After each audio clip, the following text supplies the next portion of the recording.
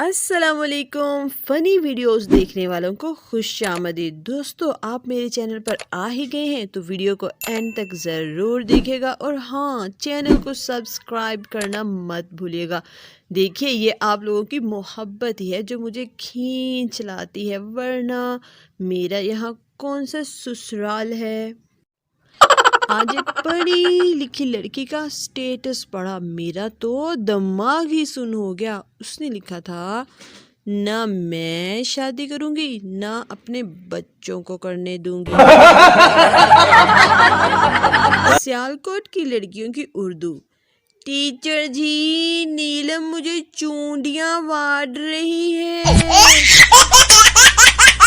باہر کے ملک میں بچہ پیدا ہو تو کھلونے لے کر دیتے ہیں تاکہ بچہ کھیلے، پاکستان میں بچہ پیدا ہو ایک اور بچہ پیدا کر دیتے ہیں تاکہ دونوں آپس میں مل کر کھیلیں۔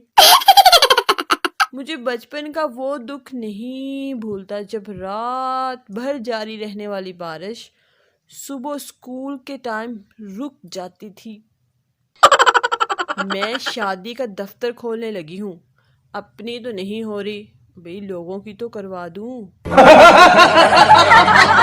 چائے میں کتنی لیں گے، یہ ڈرامہ صرف فلموں میں ہی ہوتا ہے۔ ہمارے ہاں تو جیسی بھی بنی ہو ویسی ہی پینی پڑتی ہے۔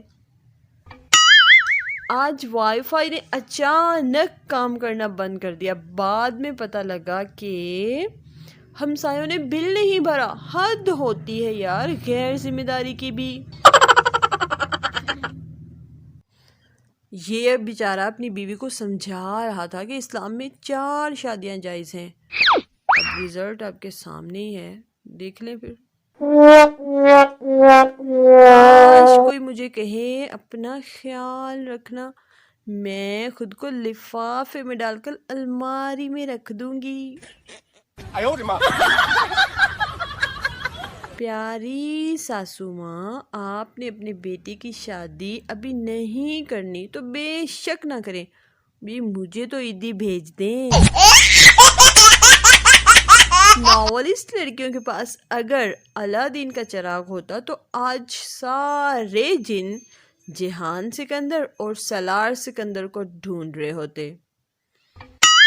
جب آپ بور ہو رہے ہوں تو انجان نمبر پر میسج بھیج دیں کہ لاش ٹھکانے لگا دی ہے، اب کیا حکم ہے، آگے جو بھی ہوگا کم از کم بوریت نہیں ہوگی۔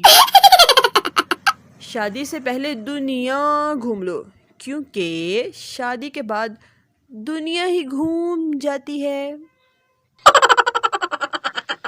آج کل ان لڑکیوں نے بھی نام گڑیا رکھا ہوتا ہے جن کے بیٹھنے سے چارپائی بھی ڈھیلی ہو جاتی ہے۔ مریض: ڈاکٹر صاحب کوئی کڑوی دوائی نہ لکھ دینا۔ ڈاکٹر: تینوں پھر میں آدھا کلو جلیبیاں نہ لکھ دیاں۔ سلام کے بہانے اندر جا کر مہمانوں کی گنتی کرنا بھی پاکستانی لڑکیوں کا ٹیلنٹ ہے۔ ابو کی بیگم ہے نا جو، یعنی امی ہماری، کہندی اے نخرے اپنے بندے نو جا کے وکھائیں۔ اللہ جی میرے ہونے والے شوہر کے لیے رزق کے تمام دروازے کھول دیں، میرے بہت خرچے ہیں۔